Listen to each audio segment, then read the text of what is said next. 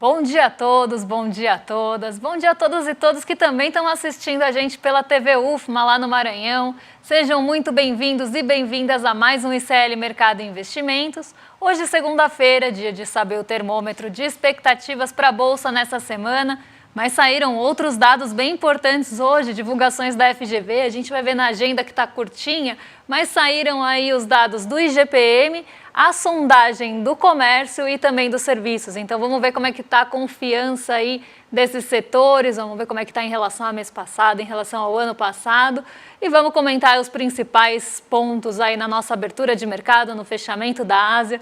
Vamos dar esse giro, mas antes de tudo isso, bom dia André, como você está? Bom dia Débora, bom dia a todos os nossos telespectadores, bom dia especial ao pessoal da TV UFMA lá no Maranhão, São Luís e região.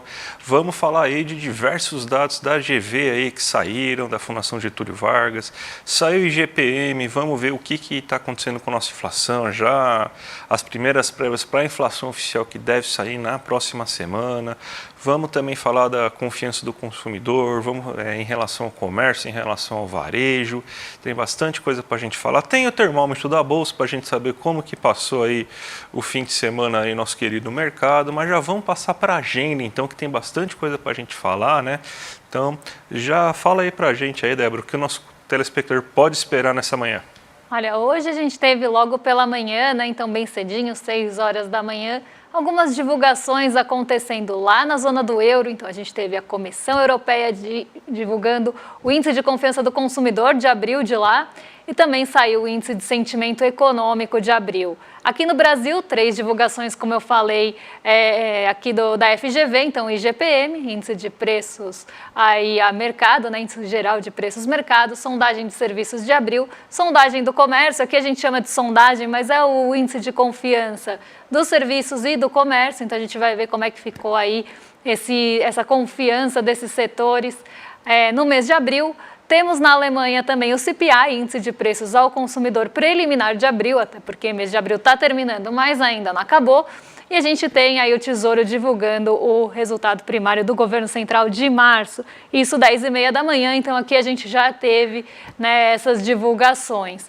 A gente tem aí, até se puderem passar aí para o pessoal acompanhar com a gente, na sequência, já 3 horas da tarde, balança comercial semanal, que normalmente sai às segundas-feiras, divulgada aí durante a tarde. Temos o Roberto Campos Neto hoje palestrando em um evento no painel econômico no INSPER, olha só, vice-presidente do Banco Central Europeu, Luiz Guindos, também vai participar de um jantar hoje.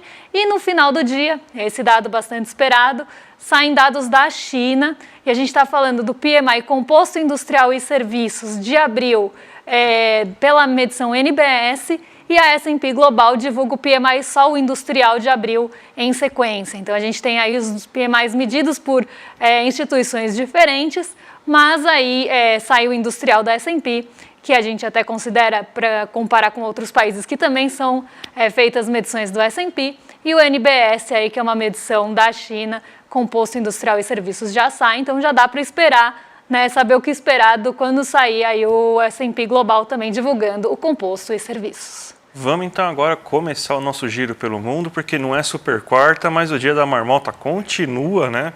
A gente tem toda essa expectativa, porque finalmente vai ter uma reunião aí do FONC, né, que é o Copom dos Estados Unidos, então vai ser decidida a taxa de juros nessa quarta, quando for feriado aqui no Brasil, até por isso que não vai ter reunião do Copom em data similar, então não temos super quarta, mas temos 2 quartas importantes, né, essa aí na próxima quarta-feira, e o mundo inteiro está aguardando isso aí, mas mesmo assim, né, com todo o pessimismo que está sobre possíveis mudanças na política de juros dos Estados Unidos, os mercados amanheceram positivos aí, tivemos inclusive alguns resultados aí importantes na Ásia. Mas pode falar um pouco mais para a gente, Débora? Vamos lá, porque na Ásia a gente teve um sentimento bem positivo mesmo. Hoje as bolsas por lá fecharam majoritariamente em alta. e a gente vê esse movimento sendo liderado aí pela China. Então os mercados chineses, eles ficaram bem otimistas hoje, porque uma grande capital da China divulgou aí uma diminuição de restrição à compra de imóveis e as bolsas responderam a isso. Tanto as bolsas da região da China mesmo, China continental, que a gente chama, né? Então aqui eu coloquei o Xangai Composto como exemplo para vocês, que subiu 0,81% hoje.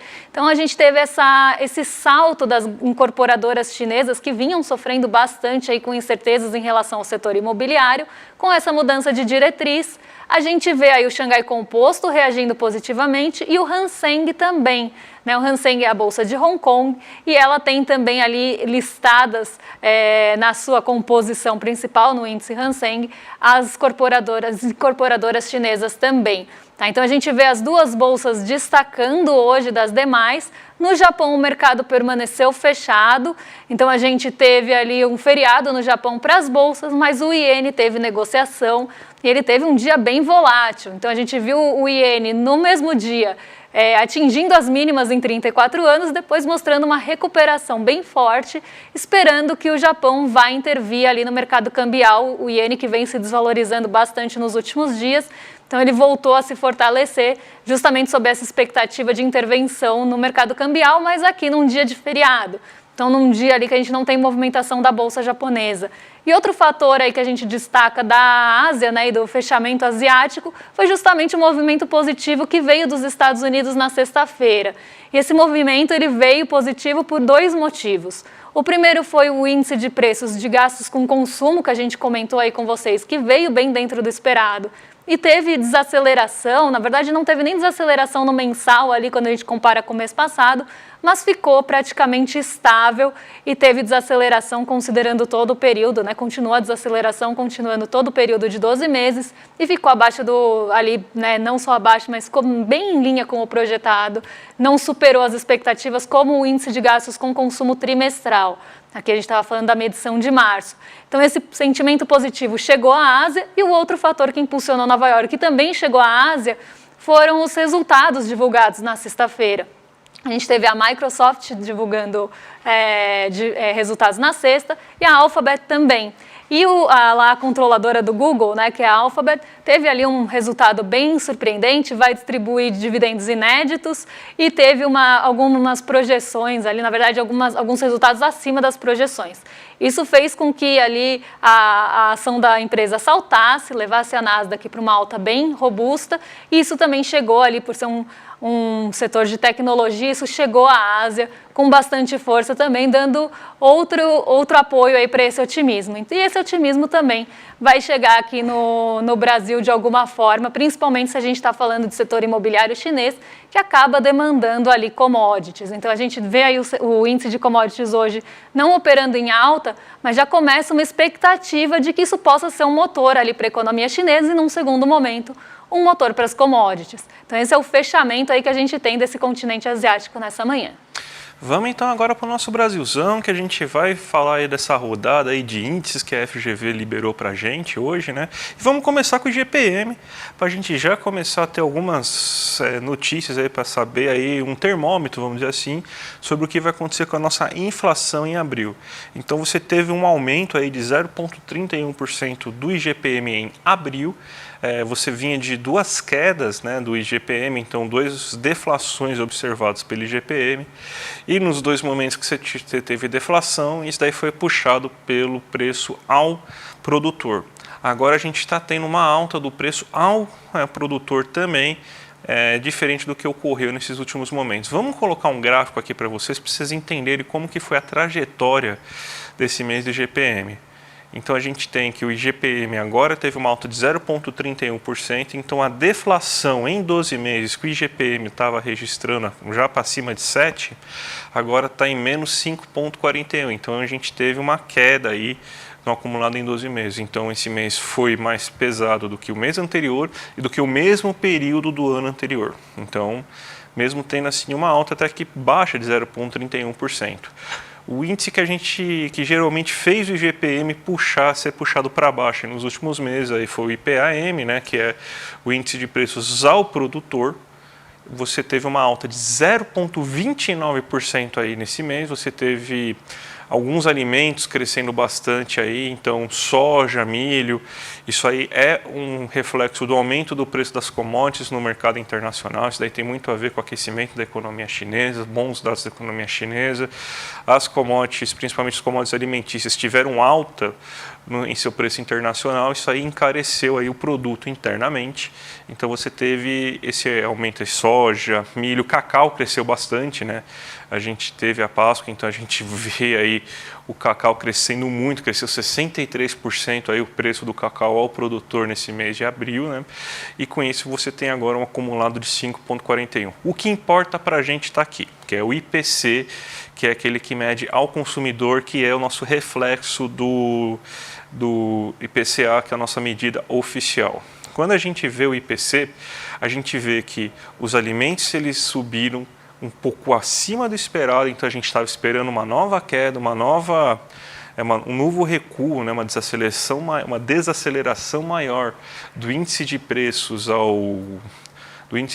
de alimentos aí ao consumidor, mas não foi tão alto. Só que a gente já começa a ver algumas quedas aparecendo, feijão, arroz, a batata. O que teve alta realmente expressiva foi tomate e cebola, aí, pelo menos nos dados que a FGV libera, né? A FGV não libera todos os dados aí para consulta, né? Ela só mostra uma tabela com os principais resultados. Então a gente vê aí que você teve esse aumento no preço dos alimentos e pelo que dá para entender, os alimentos que são as hortaliças, os in natura, que da mesma forma aí que apresentou aí no nosso IPCA 15, então ainda está bem em linha com isso, né? E então você teve então que o IPC, agora ele até deu uma certa recuada no acumulado em 12 meses, ele está em 3%.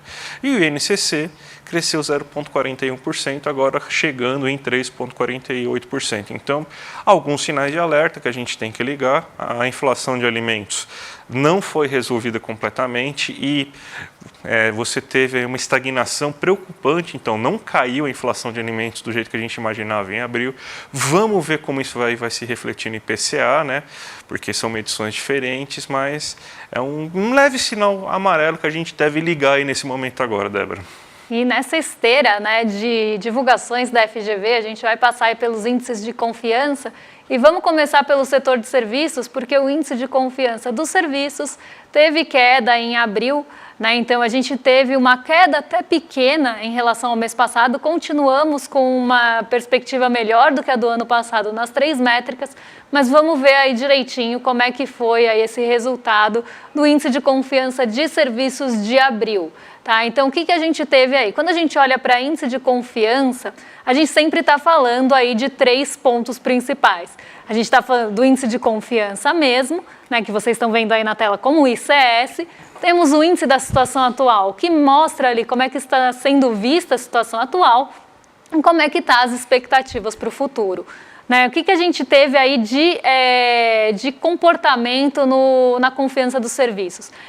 Em relação ao mês passado, vocês veem aí que a gente teve uma ligeira queda nas expectativas, as expectativas tinham subido bastante, então a gente vê agora um certo recuo dessas expectativas para o futuro em relação ao setor de serviços, né? Então aqui a gente está olhando para a confiança desse setor e isso acabou puxando para baixo o índice de confiança geral, aí, que é o ICS, que caiu para 94,8 pontos. O índice da situação atual, então como é que o setor está analisando a situação atual do país, andou praticamente de lado. E a gente consegue ver isso direitinho quando a gente olha ali a variação em relação ao ano anterior e em relação ao mês anterior, que está no próximo gráfico que eu vou mostrar para vocês. Então, se a gente olhar esse outro gráfico aí na tela, a gente vê que o índice de confiança caiu 1 ponto, puxado principalmente por essa queda de 1,6 ponto percentual que aconteceu nas expectativas, porque quando a gente vê, a queda da situação atual foi ali bem menor, como eu disse, andou um pouco mais de lado, caiu só meio ponto percentual em relação aí meio ponto, desculpa, não é percentual, só meio ponto aí em relação ao mês passado, tá? Então aqui a gente vê essa variação em relação ao mês anterior, que a gente está olhando para março. Tá? Quando a gente olha em relação ao ano passado, aí sim a gente vê uma melhora mais aí nítida, né? Um pouco mais percebível aí no índice de confiança dos serviços, já que ele ficou lá andando de lado praticamente esse mês. A gente vê que em relação ao ano passado, né, então olhando o índice de abril desse ano em relação a abril de 2023, a gente teve uma alta de 1,5 ponto. Então, aqui uma alta considerável em relação ao que tinha ali de confiança do setor de serviços no comecinho do ano passado. A situação atual, né, que é esse verdinho que está bem pequenininho aí que vocês estão vendo, subiu 0,2, então não ficou tão acima do que se olhava da situação atual no ano passado, mas as expectativas para o futuro, essas sim subiram bastante, subiram quase 3 pontos aí, 2,8. Então a gente vê um setor de serviços um pouco menos confiante do que no mês passado, que teve ali uma esticada de confiança, como vocês veem no gráfico, principalmente ali das expectativas. A gente vê que teve essa esticada. Nesse mês a gente tem um pouco menos de confiança, mas ainda temos um cenário melhor do que o ano passado, que é algo que a gente vem repetindo aí em todos os índices de confiança, né? Que a gente tem uma situação melhor, na verdade, uma avaliação melhor da situação atual e uma avaliação melhor também das expectativas para o futuro, o que estão puxando juntas aí o índice de confiança para cima, no caso, né, da comparação anual. No mensal, realmente tivemos aí uma queda, porque mês passado a gente teve esticada. Vamos falar do comércio, porque o brasileiro pode não estar tão assim a fim de gastar nos serviços, mas ele quer comprar esse ano, né? E o comércio está sentindo isso, né? Exatamente, algo que vem aparecendo não só nas pesquisas, né, de confiança, mas também nas pesquisas mensais. A gente viu esse comportamento no ano passado e parece que o brasileiro está querendo pegar esse excedente de renda que está tendo para comprar alguma coisinha ali no comércio. O comércio que sofreu muito durante todos esses últimos anos, estava ali bastante abalado, e nesse mês a gente não só tem o melhor, a segunda alta consecutiva do índice, com o melhor nível desde o ano passado. E aí a gente vê realmente o comércio saindo de uma situação aqui, né, que estava de uma situação prejudicada, até quando a gente olha o índice de expectativas, no comecinho do ano passado estava em 85,3, o índice de confiança do comércio estava em 87, e o que estava melhor era a análise da situação atual, que ainda assim estava em 90,9 pontos. Passa o ano, né, e aqui a gente olha abril desse ano, com todas as expectativas subindo e subindo bastante. Pode ver que as três aí dão uma esticada em relação a março, levando o índice da situação atual, então essa avaliação da situação presente aqui para 98,5 pontos, o índice de comércio como um todo para 95,5 e as expectativas para 92,9. Eu estou falando dessa esticada que vocês estão vendo entre os meses, mas vamos ver no próximo gráfico aí como é que foi, né, esse comportamento aí em números, né, não só no que está aparecendo ali no gráfico. Então a gente vê uma situação bem melhor para o comércio. Né, o índice de confiança do comércio subindo 5,1 pontos, a análise da situação atual, então como é que está aí a perspectiva desse ambiente para o comércio, subindo 5,5, e as expectativas para o futuro, 4,6 pontos aí de alta. Quando a gente olha em relação ao ano passado, aí a gente vê que melhorou bastante essa confiança do comércio. Então, o setor comercial, apesar de fazer ali parte dos serviços, está com uma certa confiança aí mais forte, porque se a gente vê em relação ao ano passado, subiu 7,7 pontos, 7,6 pontos na análise de situação atual e 7,6 nas perspectivas para o futuro. Então, um setor bem mais confiante, talvez aqui até respondendo às últimas pesquisas mensais e vendo aí que o brasileiro está com excedente de renda e pode usar esse excedente, inclusive, no próprio comércio. Vamos descobrir o que o mercado está achando então aí de tudo isso, porque a gente tem então as expectativas aí, o termômetro da bolsa, o gráfico que você montou, né? Já aproveita aí e já emenda a abertura do mercado, porque essa expectativa está muito influenciada por quarta-feira, né? Exatamente, a gente tem a decisão de política monetária dos Estados Unidos na quarta, embora a gente já saiba o que vai acontecer, né? Então, a gente já tem uma ideia ali com probabilidades altíssimas que as taxas de juros vão ser mantidas agora em maio. Mas o que o mercado está tentando buscar, tanto ali nos indicadores que saíram dos Estados Unidos, como nos pronunciamentos dos dirigentes do Banco Central nas semanas anteriores, né, porque agora eles estão em período de silêncio, não estão podendo falar. Então, o que o mercado está tentando buscar ali nessas sinalizações são indícios de quando os cortes dos Estados Unidos, né, cortes de juros, né, dos Estados Unidos vão começar e se vão começar nesse ano, se vão ser 3, se vai ser só um corte ou se não vai ser corte nenhum. Então o mercado está tentando buscar esse tipo de indicativo e está ali buscando também nos indicadores que saíram na semana passada, principalmente no índice de gastos com consumo, que é um indicador que o Banco Central dos Estados Unidos gosta de olhar bem de perto. Então a gente tem toda essa expectativa para quarta-feira e vale lembrar que aqui no Brasil é feriado. Então o posicionamento do mercado brasileiro para passar a quarta-feira, que não vai ser super quarta dessa vez, vai ser feito na terça-feira, temos feriado na quarta e aí temos quinta e sexta de negociação para ajuste, dependendo do que sair ali dessa reunião do Comitê de Mercado Aberto dos Estados Unidos. Então o mercado está esperando, como a gente tem só 4 dias aí de negociação e que a gente vai ter essa quebra no meio da semana, está esperando que a Bolsa vá ficar perto do 0 a 0. Tá? Então, que majoritariamente aqui a expectativa é que fique nem em alta nem em queda, mas sim perto do 0 a 0. 28,57% dos entrevistados aqui do mercado espera que tenhamos alta e 28,57% espera queda. Então, a gente vê aí a alta e a queda bem divididas e a majoritária, a expectativa majoritária está aí no meio em 42,86%. Na semana passada, aqui está 16,67, mas podem aí desconsiderar, porque na semana passada a gente tinha um mercado bem dividido entre a estabilidade e a alta. Então a gente teve ali uma semana bem acirrada, tanto porque a gente teve a divulgação do índice de gastos com consumo pessoal trimestral nos Estados Unidos.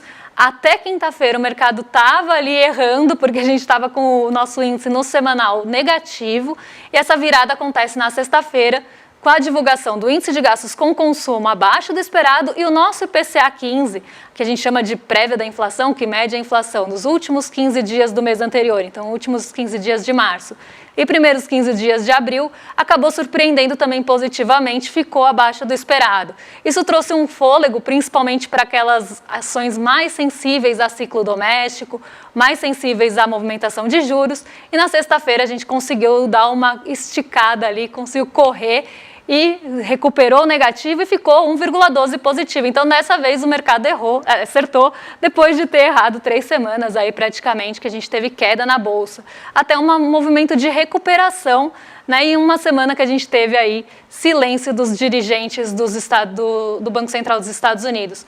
Vou colocar aí na tela para vocês como é que está a nossa Bolsa nessa manhã, porque a gente tem uma alta aí moderada acompanhando Nova York. Tá, então uma alta de 0,30, Nova York está subindo ali, 0,43 para a Nasdaq, 0,31 no S&P, em uma semana que as Treasuries, né, a gente inicia a semana com as Treasuries de 10 anos aqui caindo, né, então o que são as Treasuries de 10 anos? Os rendimentos de título de dívida dos Estados Unidos com vencimento para 10 anos. Eles estão caindo numa semana importante para a decisão de juros. Isso porque a gente teve justamente o índice de gastos com consumo pessoal bem dentro do esperado e hoje a gente não tem nenhuma divulgação importante nos Estados Unidos que possa mudar esse rumo. Então a gente está tendo esse ajuste nas Treasuries, então está caindo 0,72, o DI futuro está praticamente zerado, o dólar cai também marginalmente, 0,03, ainda R$ 5,11. Como eu falei, Nikkei 225 ficou fechado hoje, então a gente não tem movimentação no Japão. O DXY, que é o índice que mede o dólar frente aos pares, então moedas fortes que a gente está falando aqui, uma cesta composta por 6 moedas, a gente vê também uma queda. Então o dólar não está só enfraquecendo frente ao real ou moedas emergentes, como também frente a seus pares. Até frente aos pares está caindo mais do que em relação ao real aqui. Isso justamente vem desse reflexo de queda das Treasuries de 10 anos. E o petróleo Brent hoje não apoia o Ibovespa, então a gente sabe o peso que tem ali o movimento do petróleo Brent. A gente tem aí ele em queda nesse momento. O minério de ferro ficou bem perto ali da estabilidade, também não teve uma alta tão relevante, apesar das notícias da China, mas a gente tem a Vale puxando não só pelo minério de ferro, mas por outros motivos que envolvem ali pagamentos que estavam ainda sendo discutidos em relação a Samarco. Então a gente tem alguns pagamentos sendo feitos ou na verdade sendo ajustados hoje, então isso está dando um um fôlego para a Vale, tá? Então a gente vê ela liderando ali, né, puxando, como ela tem um peso bem grande, está puxando o Ibovespa para cima. Mas hoje é um dia aí mais morno, muito na espera, né? O mercado já está bem à espera da quarta-feira. Eu ia falar super quarta por convenção, mas não é super quarta, pela quarta-feira de juros dos Estados Unidos. E lembrando que amanhã deve ser um dia aí bem de ajustes na Bolsa Brasileira. Mas hoje, um dia morno por aqui. Débora, o grande evento aí que a gente está divulgando aí, o Despertar Empreendedor, está chegando, né? A gente vai ter, então, esse evento aí vai acontecer entre os dias 14, 15 e 16 de julho, e a gente está aqui agora vendendo aí, lembrando para vocês aí que os ingressos já estão à venda em condições especiais para os alunos do ICL e do Investidor Mestre, mas vocês vão precisar se apressar, gente, porque só vai até amanhã, né? O lote promocional vai se encerrar amanhã, então você tem até amanhã para poder comprar o ingresso aí com preço de primeiro lote e depois a gente vai virar o lote. Então, ó, você quer aproveitar esses preços aí para a plateia de R$ 997, de palco de R$ 1.497, do camarote de R$ 2.779, isso aí só vai até amanhã.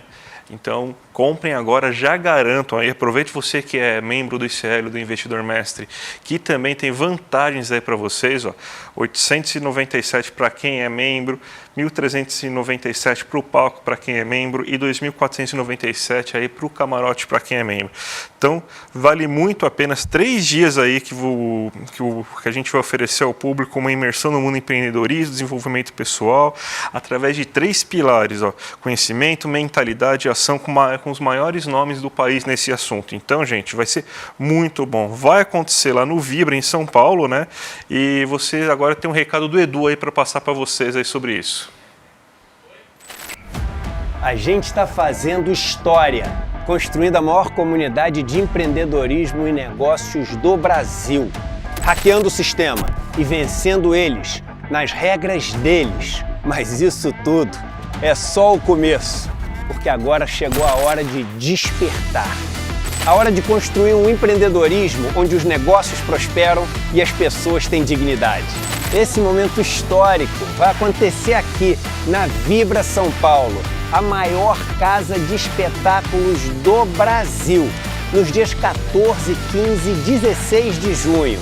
Anotem na agenda e se preparem. Mais de 4.000 pessoas juntas, participando do evento de empreendedorismo mais incrível já realizado no Brasil. Aqui a gente vai assistir ao melhor grupo de palestrantes já reunido no Brasil. Palestras técnicas com grandes especialistas e shows maravilhosos para sacudir a plateia e colocar essa casa abaixo.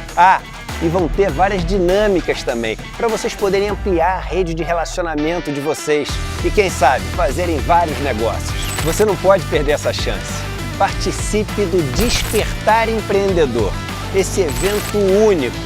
Vamos redefinir o conceito de empreendedorismo no Brasil. Imperdível, gente. Então, ó, clica agora no link que vocês estão vendo aí na tela, despertar2024.com.br, ou já mira seu celular aí no QR Code e garanta aí até amanhã esses preços exclusivos para vocês. Até amanhã, hein, gente? Não vão esquecer. A gente vai estar lá com vocês no Despertar. Não tenho nem roupa para estar do lado desse timaço do ICL, fora do ICL que vai estar lá. Mas a gente estará por lá e agora vocês ficam com o Rolê ICL, na sequência com o Guga Noblar e com o William De Luca. Eu não quero atrasar mais vocês, eu vi que a Janaína aqui no nosso chat já está com abstinência, então não vou fazer ela esperar mais.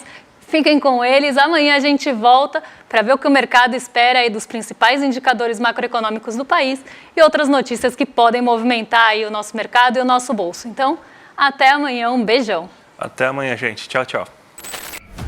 A gente está fazendo história, construindo a maior comunidade de empreendedorismo e negócios do Brasil, hackeando o sistema e vencendo eles nas regras deles. Mas isso tudo é só o começo, porque agora chegou a hora de despertar.